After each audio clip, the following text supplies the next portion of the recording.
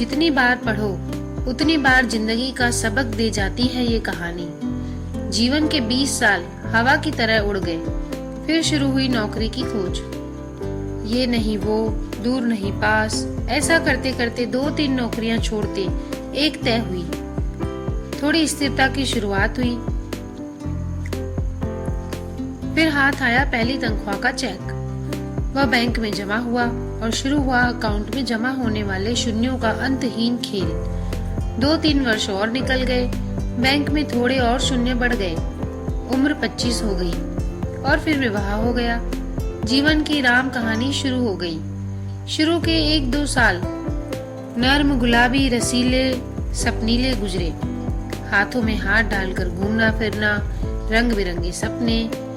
पर ये दिन जल्दी ही उड़ गए और फिर बच्चे के आने की आहट हुई। वर्ष भर में पालना झूलने लगा। अब सारा ध्यान बच्चे पर केंद्रित हो गया। उठना बैठना, खाना पीना, लाड़ दुलार। समय कैसे फटाफट निकल गया पता ही नहीं चला। इस बीच कब मेरा हाथ उसके हाथ से निकल गया, बातें करना, घूमना फिरना कब बंद हो गया, दोनों को पता ही न चला। बच्चा बड़ा होता गया। वो बच्चे में व्यस्त हो गई, मैं अपने काम में। घर और गाड़ी की किस्त, बच्चे की जिम्मेदारी, शिक्षा और भविष्य की सुविधा और साथ ही बैंक में शून्य बढ़ाने की चिंता। उसने भी अपने आप को काम में पूरी तरह झोंक दिया और मैंने भी। इतने में मैं 25 का हो गया। घर, गाड़ी, बैंक में शून्य, परिवार सब है, फिर भी कुछ कमी है। पर वो क्या है समझ नहीं आया। उसकी चिड़चिड़ बढ़ती गई, मैं उदासीन होने लगा। इस बीच दिन बीतते गए, समय गुजरता गया, बच्चा बड़ा होता गया, उसका खुद का संसार तैयार होता गया। कब 10वीं आई और चली गई पता ही नहीं चला। तब तक दोनों ही 40-42 के हो गए। बैंक में शून्य बढ़ता ही गया। एक नितांत एकांत क्षण में मुझे वो गुजरे दिन याद आए और मौका देखकर उससे कहा, अरे जरा यहाँ आओ, पास बैठो, चलो हाथ में हाथ डालकर कहीं घूम के आते हैं। उसने अजीब नजरों से मुझे देखा और कहा कि तुम्हें कुछ भी सूझता है? यहाँ ढेर सारा काम पड़ा है, तुम्हें बातों की सूझ रही है? कमर में पल्लू खोस वो निकल गई। तो फिर आया 45वां साल। आंखों पर चश्मा लग गया, बाल काला रंग छोड़ने लगे, दिमाग में कुछ उलझने शुरू हो गई। बेटा उधर कॉलेज में था, इधर बैंक में शून्य बढ़ रहे थे।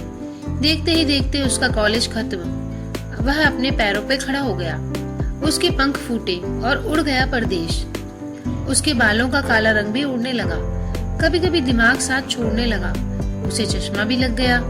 मैं खुद बूढ़ा हो गया, वो भी उम्र दराज लगने लगी। दोनों 55 से 60 की ओर बढ़ने लगे। बैंक के शून्यों की कोई खबर नहीं। बाहर आने जाने के कार्यक्रम बंद होने लगे। अब तो गोली दवाइयों के दिन और समय निश्चित होने लगे। बच्चे बड़े होंगे तब हम साथ रहेंगे सोचकर लिया गया घर अब बोझ लगने लगा। बच्चे कब वापस आएंगे यही सोचते सोचते बाकी के दिन गुजरने लगे। एक दिन यूं ही सोफे पे बैठा ठंडी हवा का आनंद ले रहा था। वो दिया बाती कर रही थी, तभी फोन की घंटी बजी। लपक के फोन उठाया। दूसरी तरफ से बेटा था, जिसने कहा कि उसने शादी कर ली और अब परदेश में ही रहेगा। उसने ये भी कहा कि पिताजी आपके बैंक के शून्यों को किसी वृद्धाश्रम में दे देना और आप भी वहीं रह लेना। कुछ और औपचारिक बातें कहकर बेटे ने फोन रख दिया। मैं पुनः सोफे पर आकर बैठ गया। उसकी भी दिया बाती खत्म होने को आई थी।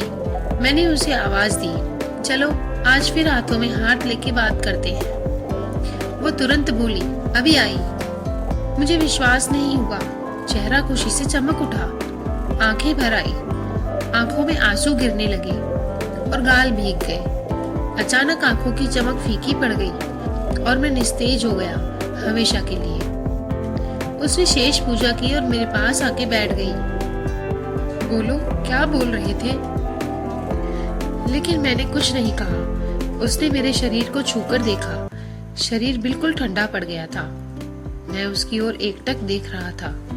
क्षण भर वो शून्य हो गई। क्या करूं?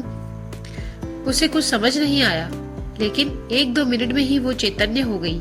धीरे से उठी, पूजा घर में गई, एक अगरबत्ती की, ईश्वर को प्रणाम किया और फिर से आके सोफे पे बैठ गई। मेरा ठंडा हाथ अपने हाथों में लिया और बोली, चलो, कहाँ घूमने चलना है तुम्हें? क्या बातें करनी है तुम्हें? बोलो। ऐसा कहते हुए उसकी आंखें भर आई। वो एकटक मुझे देखती रही। आंखों से अश्रुधारा बह निकली। मेरा सर उसके कंधों पर गिर गया। ठंडी हवा का झोंका अब भी चल रहा था। क्या यही जिंदगी है? नहीं, सब अपना नसीब साथ लेके आते हैं, इसलिए कुछ समय अपने लिए भी निकालो। जीवन अपना है तो जीने के तरीके भी अपने रखो। शुरुआत आज से ही करो, क्योंकि कल कभी नहीं आएगा।